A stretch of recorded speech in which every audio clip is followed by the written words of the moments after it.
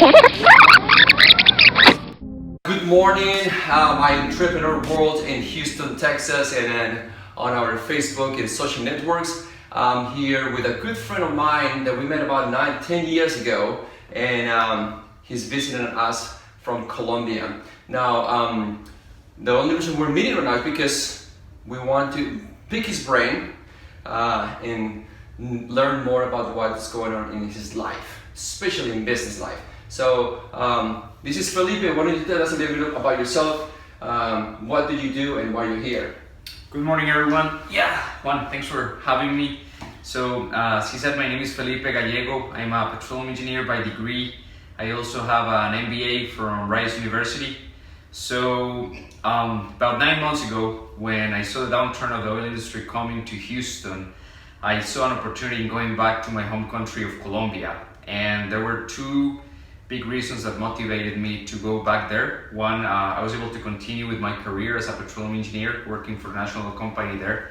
But second, and I think most importantly, I saw the opportunity of starting to work more directly with my family coffee business. It's some coffee farms that have been in the family for about 3 generations. And what I was hoping to do was to be able to restart a business, start producing some top quality coffee there, and being able to bring it to the US to people that appreciate really good product or really good coffee. So one of the reasons I'm visiting now, it's for the holidays, visiting friends as well, and also trying to create a market for the coffee. I have a good question for you. My understanding is that you work in actually a field, an industry that is supposedly, as far as paying, somehow okay. Why, if you already have everything, if you already have some sort of security, you travel, you live in the United States, now you go back to Colombia, why are you bothering to start this or to recreate your family business of the coffee beans? Well, I think one is to think that all industries go through ups and downs. And what I'm trying to do is to have a cushion to fall onto in case that the industry goes through a downturn again. And working in coffee is my actual passion. It's something that I have seen my grandfather, my father do, that I think we could also make a big social impact, because of all the people that get to work in the coffee farms. So by working in that, I will really feel that I will be doing having a higher impact on the communities with whom we work. Perfect. Second question. I always say this to my audience: turn your passions into your cash-ins. Meaning, in my case, it's music, fitness, and business, and I've been able to be blessed enough to make these habits, these passions, these activities into something that I enjoy. I could do more, and why not turn it into economic activity? You said the coffee is your passion, is something you've learned from the past. What can you tell our audience in regard to the will of embracing this new, stage in your life as a business entrepreneur? So that there's definitely opportunities to turn your passion into cash, like Juan says. It's just a matter of getting to work. If you want to continue working, I know, for me as a father, as having a family, it's important to continue bringing that let's call it kind of safe cash to the family. But after you get home, or on the weekends, it's totally doable to take some time off and start thinking about how you can turn your passions into a way of generating revenue, and that's what I'm trying to do now. It's what I would really like to get started with, and what I would like to continue growing for the future. Very quick, we were having an activity downstairs in the office in this Wi+Cowork, and he said that his wife possibly will continue the business and actually do it full time once the initial stages or steps, which is the most difficult thing to do in a business, take a little bit of ground. Can you tell us about how come she's getting inspired? How come she's getting so much into the same movement that you are with your passion for the coffee beans? Yeah, well, it's definitely a matter of trying to inspire somebody else to follow your steps. like I said, for somebody to be running this business, that person has to be full-time committed to it. So what I've been trying to inspire her with is by taking her to the farms, getting her to try the coffee, getting her to know the people that really appreciate good coffee. And now that she's actually fully retired from the oil and gas business, she's gonna try to follow those steps, and she's gonna be hopefully running this business when we keep growing in the future. The one thing that I always tell my friends when I travel is people ask me, where are you from? And I tell them, well, I'm going to tell you 3 words and you're going to tell me where I'm from.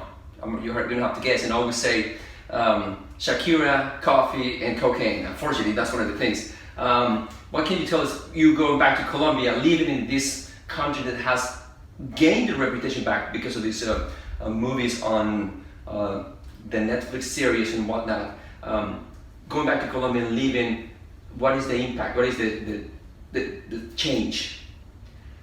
Well, I feel like for somebody who was educated in the US and I live here for 12 years, going back is rewarding in the sense that we try to lead by example, if you will, try to be more educated about the way doing things, like respecting line, not cutting people in traffic, being punctual, all those good traits about first world countries that sometimes we don't respect that much, living in third world countries like Colombia. And I do see that there are a lot of people going back to the country, trying to create an impact, trying to make things better. And so that's another one of the rewarding things about going there, trying to change the mentality of the people a little bit, trying to make us a little bit more educated and respecting the other persons. All right, we're gonna go back to the coffee. Talk about the coffee right here in the background, and you see all the cameras. 30 reasons for people that don't know anything about Colombia, why to visit, very quickly. Because people are extremely kind. I have had a lot of visitors from many places from the world, and that is one common thing that they all have said. It's a country where you can stop anybody on the street, and even if they don't speak perfect English, they will get out of their way to help you out, to try to find things. They will make recommendations about where to go, what to eat, what to visit. So for tourists, it is an extremely kind place to go visit. Second, we have a lot of variety of landscapes and places to visit. If you want to do mountaineering, if you like pristine white beaches with blue waters, if you like old historic places, we have everything in Colombia within less than 2-hour flights from Bogota, which is the capital city. And third, I would say that it is also just the ease of access to a lot of the great things that you see in first world countries, like top-notch restaurants, malls, but also having the contrast of being able to see historic places, buildings that date back more than 400 years in the back, along with prehistoric cultures. So it's that contrast of the new and the old that all get together in a single space. I'm going. Perfect. Now this is a space for business entrepreneurs and hustlers. Now let's get to the grind. Now let's learn from Felipe about his coffee. Tell us a little bit what we have right here and what the difference between one to another, or we're going to do close up later on with the coffee. So the coffee that we have here that we're trying to create a market for in the US right now is an Arabica coffee, which is the one that has better taste than the Robusta coffee. It is a coffee that is grown at high altitude. This coffee is actually grown at 5,800 feet above sea level in the province of Quindío in Colombia. The coffee is actually hand-picked. We don't use machines to pick it. And it is also hand-selected by the people, by all the workers that work with us there. You could say that it's a coffee that's collected and processed with love. So it is a coffee that you can also trace back all the way to the week when it was picked and to the week when it was processed. So that makes it a specialty coffee. The coffee has been cupped by experts, and it's been described as having chocolate and caramel aromas with citrus undertones and residuals of cocoa and honey. So it is a coffee that's great to have in a French press. We'll actually be following up with a video on what is the best way to make it. But the most important thing about this coffee is that it is true fair trade. We're trying to cut the middleman, we're trying to get directly to consumers through it, and through that we're trying to get a fair price through which we will be able to impact the people with whom we work. We would like to share a percentage of that sales price with the workers themselves to improve their life quality, for them to be able to send their kids to school with the right conditions, and just we're trying to make that social impact by helping the growers and the workers.